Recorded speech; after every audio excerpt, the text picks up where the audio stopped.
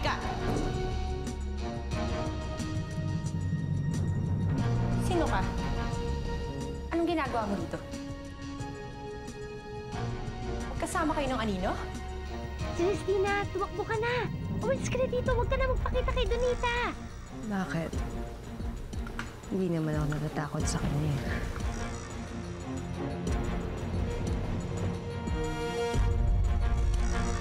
Ikaw?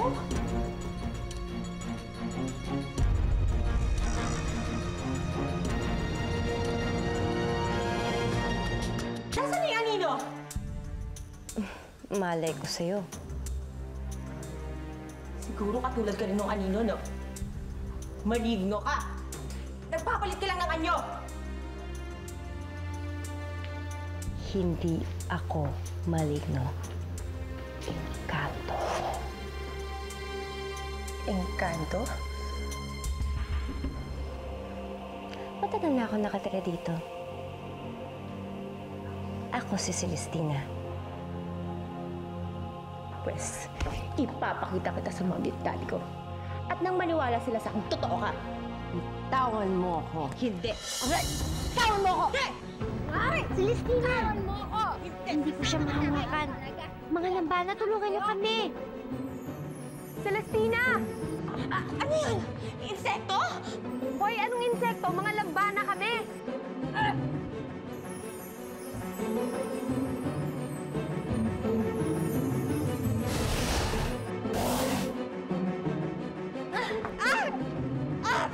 Pakawalan niyo ako! Ano ba? Awan niyo ako! Pakawalan niyo ako! Ano ba? Hinahali ka na! Balik ka rito! Ayok ka! Balik ka! Nakita mo ba yung mukha ng bruhang Donita na yon habang binabalutan siya ng kumot? Pulang-pula yung mukha niya. Mukha siyang tanga. Wala siyang laban sa amin ni Anata.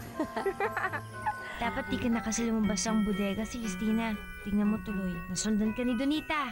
Nahuli tuloy tayo. Sawang-sawa na ako magtago, Luna. Buong buhay ko, anino ko. Daan-daanan, hindi nakikita, hindi pinapansin. Ngayon na tao na ako. Tapos ang ganda-ganda ko pa. Ako naman ngayon na magiging bida. Pero delikado yun. Paano kung magsumbong si Donita kinaluluwakin? Paano kung may gawin silang masama sa'yo? Tsaka, paano kung nagkataon magkasama-sama kayo ni Dexter at ng mga kaibigan ko? Magkukulit sila pag tinawag ka ni Dexter na Luna. Mabibisto ni Dexter na nagpapanggap ka lamang na ikaw ako. Hindi ako natatakot.